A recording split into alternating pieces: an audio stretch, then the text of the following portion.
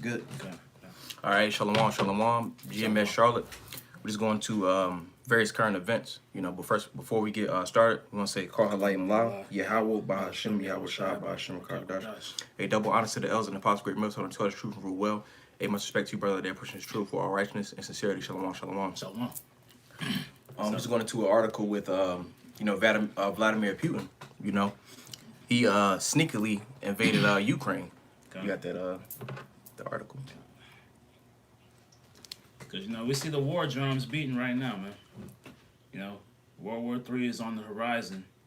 And it's, we see everything leading towards that, man. This is a article. It says Putin orders troops to Ukraine after recognizing breakaway regions. And basically, he invaded Ukraine without invading Ukraine. It's kind of like me and the brother was getting to tricky. And was it not inflation? Infiltration. Infiltration. You get definition infiltration, Bob Kishak?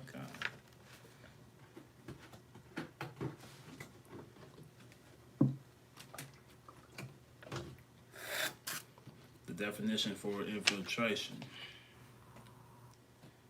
It's like to enter or become established in gradually or unobtrusively, usually for subversive purposes. Subversive, that's big words. Obtrusive, he didn't do it, it wasn't like aggressively, so he almost did like a Trojan horse, so to speak. All right. I had a precept. This is Genesis chapter 25 and 27 because actually I got two precepts. And that word subversive goes into destructive or disruptive, because they're going in there to establish themselves and then eventually take over that region of Ukraine, right? This is Psalm 37 and 35. It says, I have seen the wicked in great power and spread himself like a green bay tree. And you can look up what a green bay tree looks like. It's a very vast, broad, big tree. And the wicked, the earth is given to the hand of the wicked. So he spread himself out. If you go to like the Rothschilds, the Rockefellers, and just the what you call them, the Illuminati, or what's the elites. The elites. The elites. They got their people in different lands. They spread themselves. And even in America, you had something called manifest destiny, to where they spread westward. They took it upon themselves on the left hand side through the prophecy to spread like a green bay tree, so to speak, or like the scriptures is getting into. I also had Genesis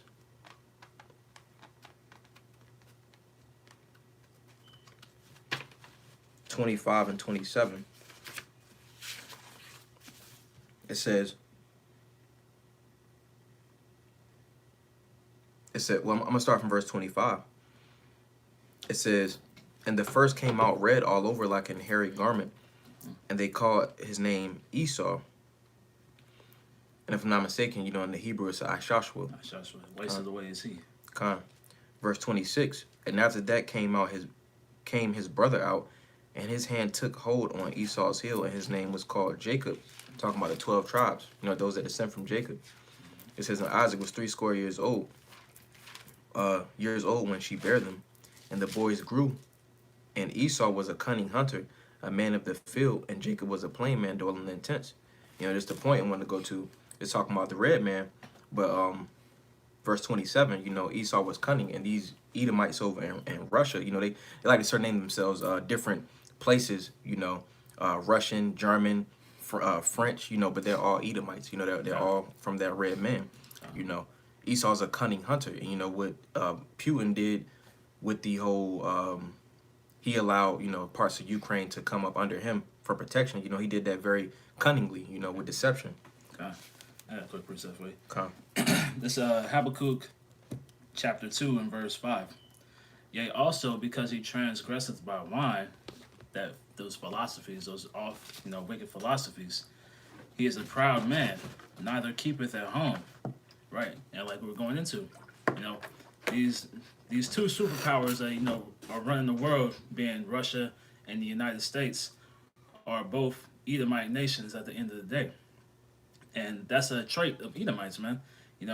They try to establish themselves through military bases and embassies throughout the world, who enlargeth his desire as hell and is as death. Right. He's that sword, man. He's the hammer of the earth. Everywhere they go, they bring death and destruction, man. And cannot be satisfied, but gathereth unto him all nations and heapeth unto him all people. And that's what they're doing. They're trying to gather all these nations under one power.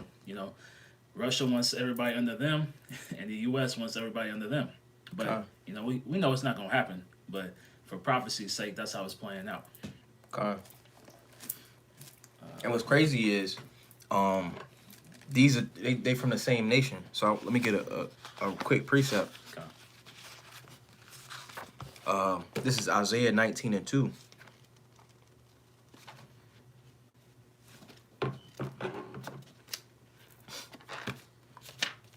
Isaiah 19:2.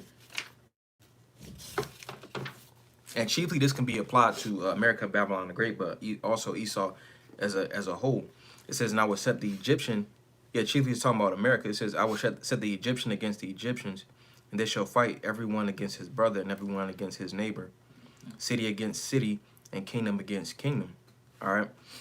So again, that's going into America, Babylon the Great, but it can also be applied to the world as a whole, because you got Russia and the U.S., and with them two going at it, their kingdom is going to fall. They're not going to be in charge of the world anymore. When Hamashiach Yahushua comes back. Okay. You got to the article. Go ahead, that one. Okay. Back in the article, Russian President Vladimir Putin ordered the deployment of troops to 2 breakaway regions in the eastern Ukraine after recognizing them as independent on Monday. And just going into that, and then Genesis 25 and 27, that's what Esau does. He gets everything by deception. They got a saying in the world, all is fair in love and war. That's something that Esau holds very dearly, because again he gets everything from deception. Okay. All right. Accelerating a crisis the West fears could unleash a major war. A witness saw tanks and other military hardware moving through the separatist-controlled city of how do you say it? Donetsk, after Putin formally recognized the breakaway regions and ordered the deployment of Russian forces to keep the peace. And they have that in quotes, Peace. Okay. About 5 tanks were seen in a column on the edge of Donetsk, and 2 more in another part of the town, a reporter said. Can you run that back? Can you go up a little bit? Okay. Witnesses saw tanks and other military hardware moving through the separatist-controlled city of Donetsk after Putin formally recognized the breakaway regions and ordered the deployment of Russian forces to keep the peace. You keep going. About 5 tanks were seen in a column on the edge of Donetsk, and 2 more in another part of the town, a reporter said. No insignia were visible on the vehicles.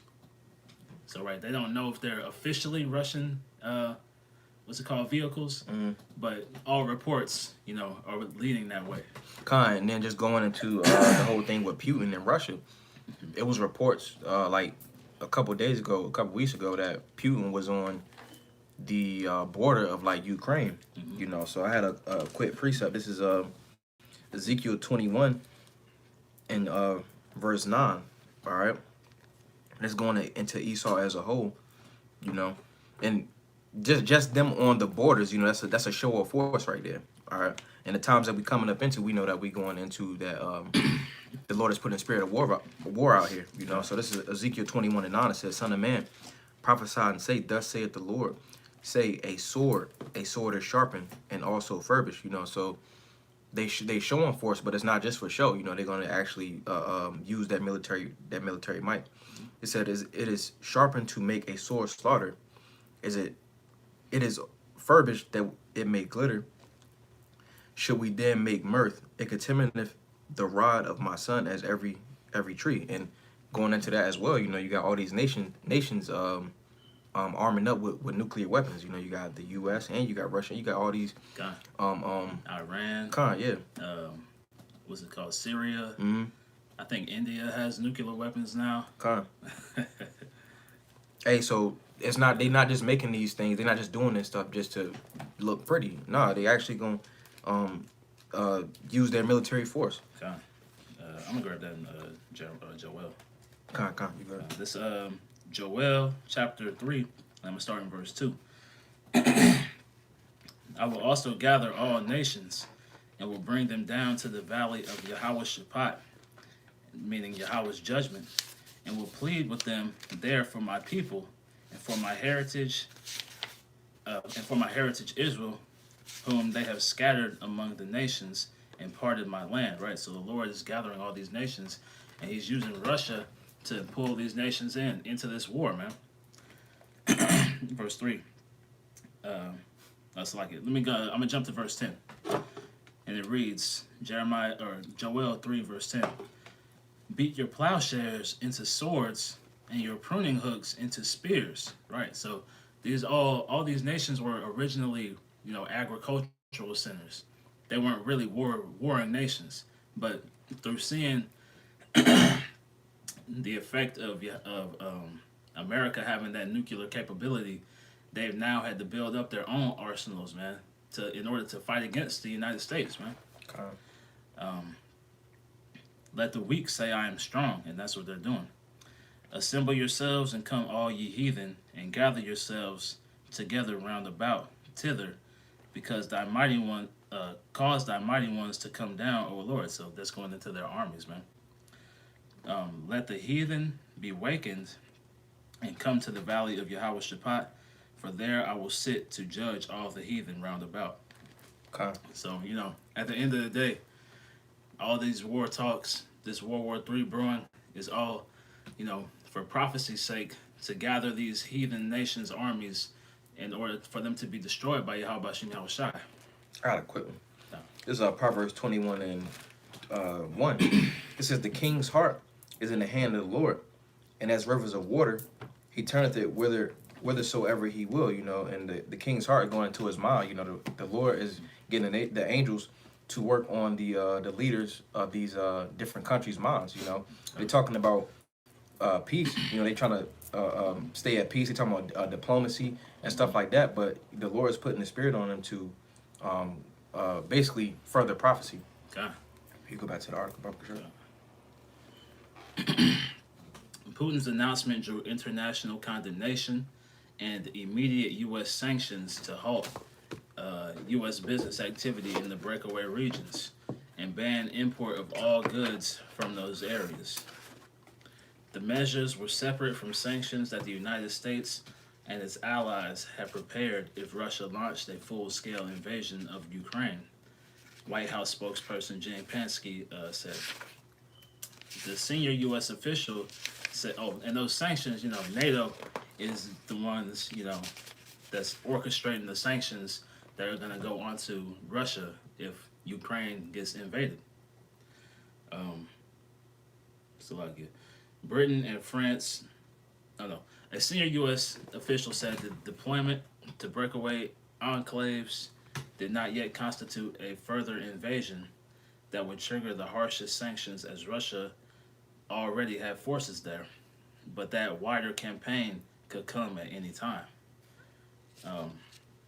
They're saying that Russia is trying to invade Ukraine and take Ukraine in one fell swoop. They want to do it in the most efficient manner possible, with the least amount of resistance.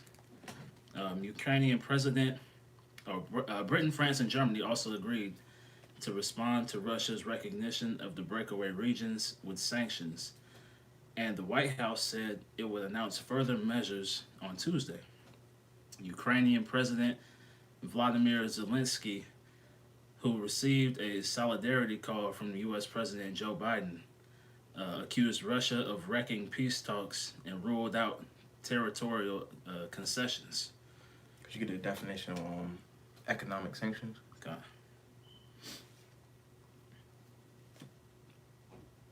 Because if I'm not mistaken, they actually did put sanctions on Russia.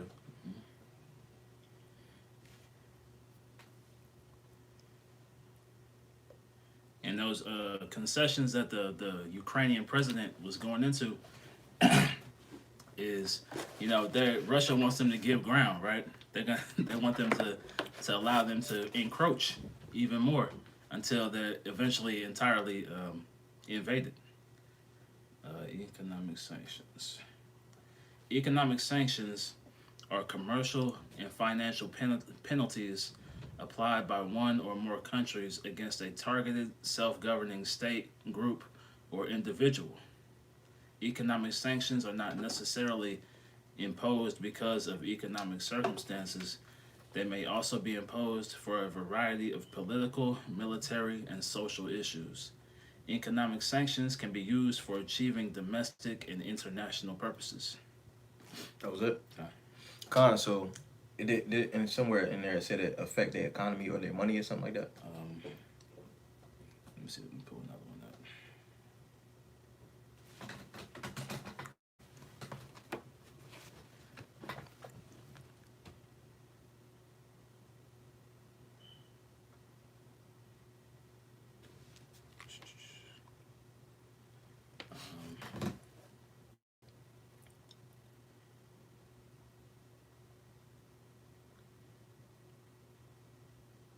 But nevertheless, just going into the economic sanctions, when you putting wraps on like a place's economy, some kind of way it's going to affect them. So this is only doing one thing, is making Russia, the Lord is putting the spirit on Russia, to be at odds with these different countries. Okay. Where'd it go? Okay. Economic sanctions are defined as the withdrawal of customary trade and financial relations for foreign and security policy purposes. So it said financial and trade, so it's going to mess with Russia's economy. So when you mess with somebody's money, like they're gonna have some issues. Right. I got a quick one. This is Ezekiel 38:4. It says I'm gonna start at verse 1. It says, "In the word of the Lord, Yahweh Shah came unto me, saying, Son of man, set thy face against Gog, the land of Magog, the chief prince of Meshech and Tubal, and prophesy against him," talking about the leader of Russia. All right. Verse 4, "I will turn thee back and put hooks into thy jaws, and will bring thee forth in all thine army, horses, and horsemen, all of them clothed with all sorts of armor, even a great company, with bucklers, shields, and all of them handling swords." All right, so the Lord is putting a spirit on Russia to turn back into the Soviet Union. He putting a spirit of war on them. And basically these other nations, the sanctions is only poking the bear. And how the saying go, if you poke the bear gets angry. So again, the Lord's putting the spirit of war on Russia. God, it's going back to that Cold War spirit, man. Where they had people hiding under desk in case of nuclear attacks. That's why there's all these nuclear bunkers throughout the United States, because they were actually afraid of Russia sending nukes over here. And now that's about to come to fruition, man. After the Soviet Union was taken down and brought low, the Lord is what's the word? Revving up that spirit. He's getting them riled up to be in that old Soviet mind state, man. We skip to the other article. Con. Hey, because things is happening, That sword, destruction is being prepared. Should we make mirth? You got 2/3, they in the spirit of mirth. He lost out here. This is another article. This is an article from RT News saying the U.S. cancels diplomatic summit with Russia. Right. So we can see that split happening. We can see those tensions rising, as the war drums continue to be beat, man. We're inching closer and closer to World War III.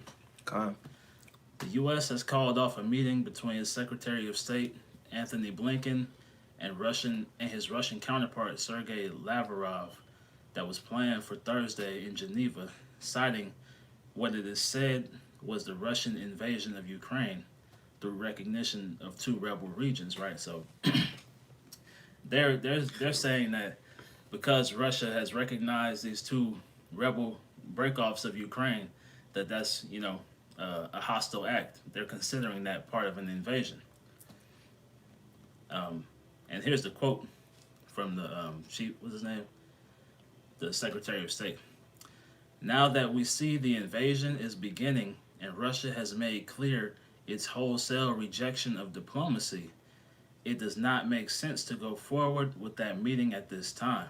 Right. So diplomatic relations between Russia and the U.S. are starting to dwindle. They're beginning to, dissolve. We're going, like I said, back to that Cold War where it was Russia versus the United States. But this time, Russia has allies outside of itself. They've got Syria, they've got Libya, they've got China, chiefly. So all these nations are going to come up against Babylon the Great, man. As we see, they've been made angry because of Babylon's philosophy spreading throughout the world, man. Okay. You want to grab that in Jeremiah 51? Okay. 7. And then I'll get Revelation 18.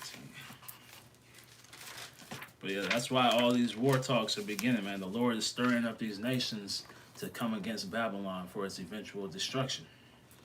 This is Jeremiah 51:7. It says, Babylon hath been a golden cup in the Lord's hand that made all the earth drunken. The nations have drunken of her wine. Therefore, the nations are mad. Right. So the nations have been drunk off the wine of Babylon. They followed after their customs. They followed after these philosophies. That's why we can see the deterioration of all these nations because they're following these American customs, man. I got a quick one. This is Proverbs 7 and verse 27. It's talking about America, Babylon the Great. All right, it says, her house is the way to hell, going down to the chambers of death. And just going into the American culture, westernization is a way, it's a quick way, to get an ass whooping, leading to destruction, basically. Because America preaches that do what thou wilt spirit, man. Okay. Which goes back to Aleister Crowley and Satanism. So all these people out here are just low-level Satanists. They just don't know it. Okay. This is Revelation chapter 18, verse 3. For all nations have drunk of the wine of the wrath of her fornication, and the kings of the earth have committed fornication with her, and the merchants of the earth are waxed rich through the abundance of her delicacies. So all these nations have profited off of, first and foremost, the destruction of Israel, the us being pulled away from our power. They've profited off that, whether it be slavery or this modern day slavery that's, the entertainment system, the workforce, all these nations have been made rich, and they're going to take part in that cup at the end of the day for drinking that wine of Babylon, man. Okay. I think I had another, I think it was Habakkuk. You still got the other article? This is Habakkuk chapter 2 and verse 15. Woe, meaning destruction and death, unto him that giveth his neighbor drink, that puttest thy bottle to him, and makest him drunken also, that thou mightest look on their nakedness.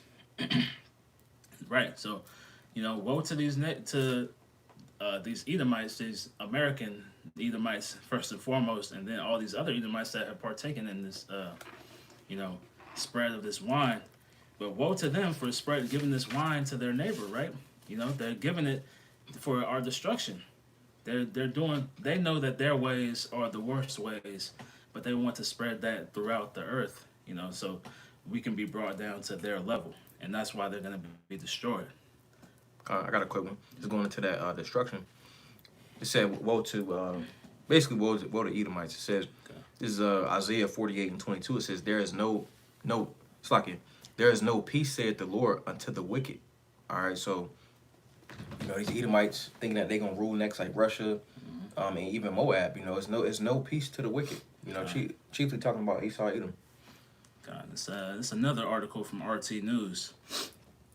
And it says the West is warned against sanctioning Russian energy sector.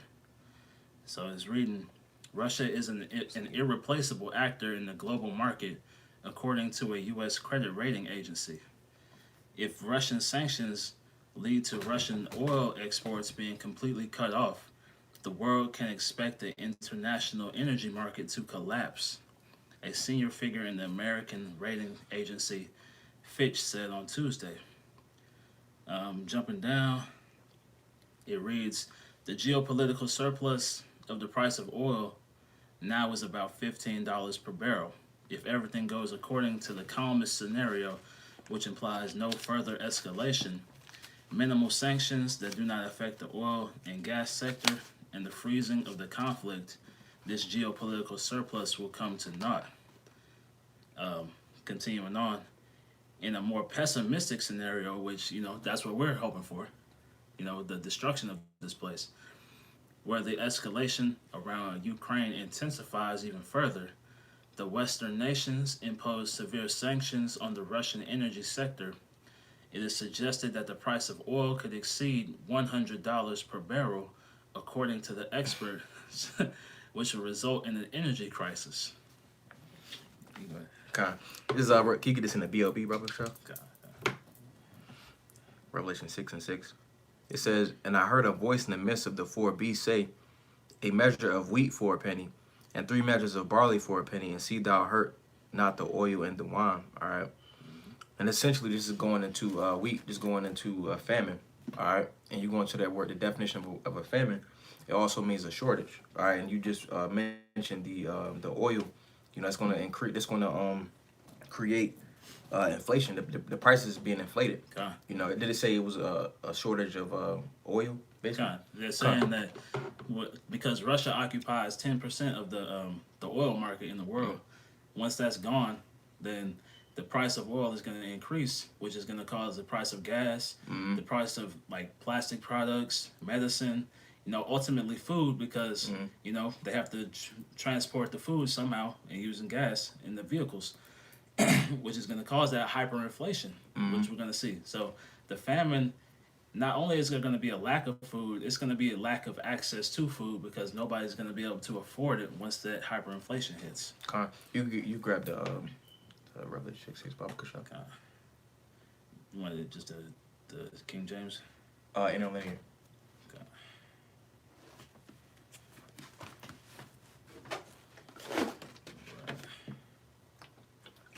And which one?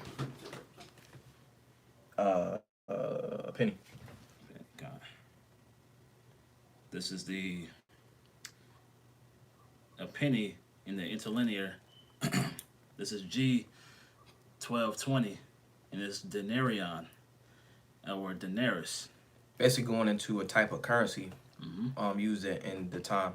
God, it's a Roman silver coin in New Testament time. It took its name from being equal to 10 asses, a number after 216 BC increased to 16, about 3.89 grams, or 0.1375 ounces. It was the principal silver coin of the Roman Empire. From the parable of the laborers in the vineyard, it would seem that a denarius was then ordinary pay for a day's wages. Hey, so it says for a day's wages. That part is heavy because if in famine, that penny going into what you earn for a day. So if you got a shortage of stuff that costs a day's wages, that's going that's going to increase I lost my train of thought, but it's going to basically, it's going to add to the shortage of it. Yeah. It's going to be harder to get what you need than the necessities. Right. So that's going to increase in crisis, and people going wild. Scripts going to if they do things while basically while everything is all good. What's going to happen when it's a shortage of things? Roughly paraphrasing. Yeah. It's gonna be wild. Like the brother mentioned, man, it's gonna be a whole day's wages for you to buy a loaf of bread or a gallon of milk. Mm-hmm. So that's how bad it's gonna get out here. Forget toilet paper. People robbing stores for toilet paper. Yep. You're not gonna be able to even look at the toilet paper, man. And toilet paper be $3,000 a roll. and you're gonna have to scan your scan your charagma over there, and you got a lack of funds, so you're gonna be going without. That's what that famine is gonna be, man. You're not gonna be able to eat, and let alone people who don't get the charagma that aren't under that hedge of Yahweh Bashim Shai. They're gonna be out here, in roaming mobs, killing and eating people, man. Con. I had a precept. Where's it at? They were desired to go into a city and should not be able. Where's it at? I think it's 2nd Ezra 15. Let me see.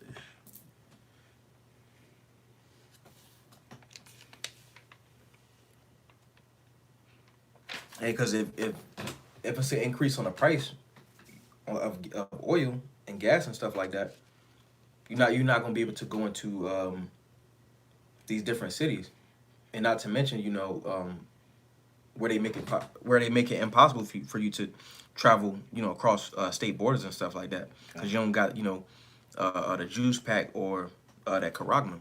Okay. I'm gonna start 2nd Ezra 15. I'm gonna start in verse 14. Woe to the world and them that dwell therein. Hey, so destruction to the world, because just going into scripts, the world has walked in great pride, so the Lord is bringing judgment and destruction. What's it called? I believe it's Hosea chapter 4, where it mentions the Lord has a controversy with the land because there's no knowledge of him in the land, man. Okay. And that's why he's coming for that destruction. Verse 15.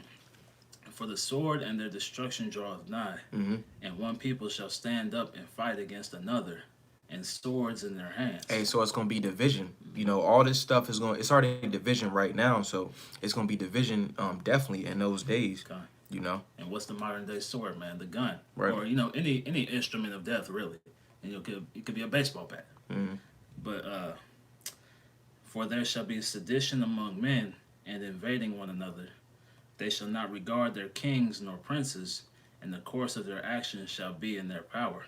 Con. So people gonna be doing what they want in that day. If somebody hasn't ate for whatever particular amount of time, they're gonna take matters into their own hands, and go get what they need. They're not gonna listen to the government officials or what have you. They're gonna be attacking and killing these people, man. At the end of the day, right? They're gonna be going after police officers and police chiefs and congressmen and women. That's why they shall not regard their kings nor princes, man. All these people in high power positions are going to be of no value during those times, man. Verse 17. A man shall desire to go into a city and shall not be able. So some kind of way, and definitely in this, people ain't gonna have no gas to do all that stuff. So they're not gonna have the means to travel to these different cities. All right. And they're gonna have these military blockades. They're gonna have checkpoints for your charagmas. So traveling throughout the city is gonna be hell, man. Because the way cities are set up, they're already set up as funnels for mass crowds of people. Yep. So they can just close off a couple highway exits and you can't get out of the city. Verse 18. For because of their pride, the city shall be troubled, the houses shall be destroyed, and men shall be afraid. So again, going into that pride, that's something that the Lord does not like. He does not like pride. And this is why, the Lord is judging this place, because of great pride. All right. He said, men shall be afraid, these thug niggas, these military people, the spec ops, Navy SEALs and shit like that, they gonna be scared, man. Say this is gonna be times that have never been seen before, man. So these men are gonna be, as women, terrified out here. Let me get that. This is Isaiah chapter 13, and I'll start in verse 6. Howl ye, for the day of the Lord is at hand. It shall come as a destruction from the Almighty. Right, so, this is the Lord is bringing mass destruction, man, mass death. Therefore shall all hands be faint, and every man's heart shall melt. And they're going to be melting with fear, man. People are going to be falling out dead because of fear. Verse 8. And they shall be afraid, pangs and sorrows shall take hold of them. They shall be in pain as a woman that travaileth. They shall be amazed one at another. Their faces shall be as flames. So basically, it's gonna be people are gonna be so afraid. It's gonna be as if as a woman that's in their labor pains, man. You know, that's the Con. type of screams you're gonna be hearing out in the world, and coming from these men, man. A lot of these, tough guys Con. are gonna be the ones out here, screaming for mercy, man. You got some more in the article you got? That was on. I'm gonna finish this and then we can close it after this. Con. This second Ezra 15:19. A man shall have no pity upon his neighbor, but shall destroy their houses with the sword, and spoil their goods because of lack of bread and for great tribulation. Con is going into that famine. It's gonna be a lack of bread out here and great tribulation. Even right now, you go into these stores. I went to the store maybe like 2-3 weeks ago, and I seen like 2 packets of chicken. That was it, man. But the rest of the store, it was nothing in there. Okay. So it's gonna be a famine out here. It's gonna be great tribulation. Okay. That's all I got. Con. But hey, Lord willing, that was edifying. We can go ahead and close it out by saying, Call her light La, Yahweh, Bahashim, Yahweh Shah, Bahashim, Kakadash. Hey, double honor to the elders and the apostles of Medicine that told us the truth and rule well. Hey, much respect to you brothers out there pushing the truth with all righteousness and sincerity. Shalom, shalom. Shalom. Hey, Kwame Asharala. Call me a Shala. Abba Babal. Hey, Abba Babal. DTA soon. DTA soon.